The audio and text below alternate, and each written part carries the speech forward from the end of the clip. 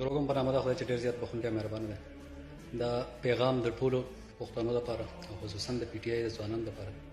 نن ما په فیسبوک باندې پوسټونه وکتل د فضل حکیم او د ایم پی ای حمید الرحمن صاحب چې هغوی وایي چې موږ به سبا امن مارچ کوو د اپریشن عزم استحکام خلاف.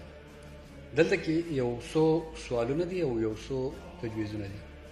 اولنی سوال خو دا دی چې آیا د دې سره دا اختیار نشته چې دی د اپریشن ودرېږي، ځکه چې دی خو په حکومت کې ناست دي، په صوبه کې دی کې یوازې حکومت دی، د سلو پورې تقریبا د دې ممبران دي، د هغوی په موجودګۍ کې وزیر اعلی د دې دی، په ایم ان ایګان د دې لکه تقریبا د اتیاو پورې ایم ان ایګان دي په قانوني اسمبلۍ کې. آیا د دې سره دا اختیار نشته چې دی د خپلې صوبې فیصله په خپله باندې وکړي؟ آیا د دې سره دا حق نشته چې دی د اپریشن د کولو او د نه کولو فیصله په خپله باندې وکړي؟ بل دویم سوال دا دی چې که فرض کا د پی ټي آی ایم پی ایز او ایم ان ایز د دې اپریشن خلاف کوي او امن مارچ کوي، ښکلې خبره ده. مارچ کول، احتجاج کول، دا د هر چا جمهوري حق دی، د آئین لاندې، د قانون لاندې.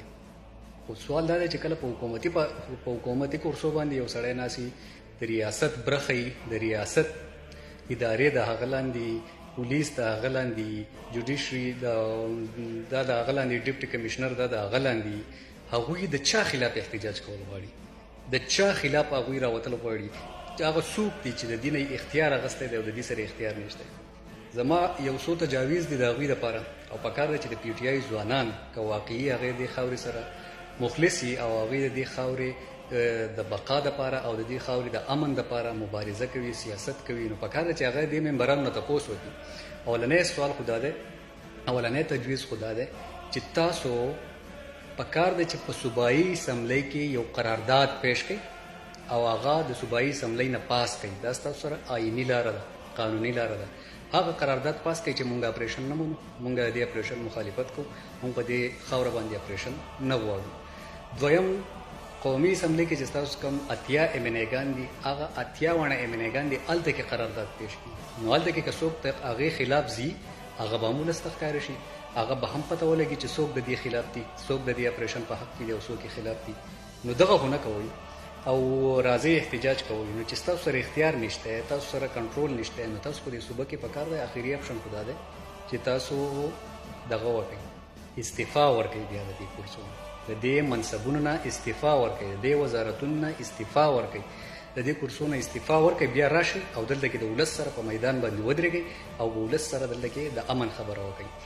خو د دې امن مارچ ماته پته ده چې دا دې دپاره کوي، دا دې دپاره کوي چې په 5 جولای باندې په ملکند کې، په چکدره کې عوامي نیشنل پارټۍ یو د امن احتجاج اعلان کړی دی. بل دلته کې په سوات کې ملګرو، زموږ ملګرو، هغوی هم د ریلي او د واک انعقاد کړی دی. نو د هغې ناکامه کولو دپاره، د هغې ناکامه کولو دپاره او د خپل سر نه د الزام اړولو دپاره دوی دلته کې دا ډرامې کوي. نو دا ډرامې نورې نه چلېږي. تاسو که وایئ که د قام واښه خوري، د قام واښه نه خوري.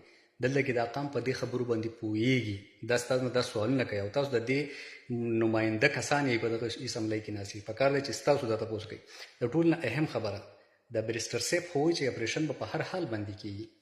بریسټر صاحب خو وایي که په دې صوبه کې دغه کېږي، دا بریسټر صاحب ستاسو سره په دې کابینه کې په کم حیثیت باندې ناست دی.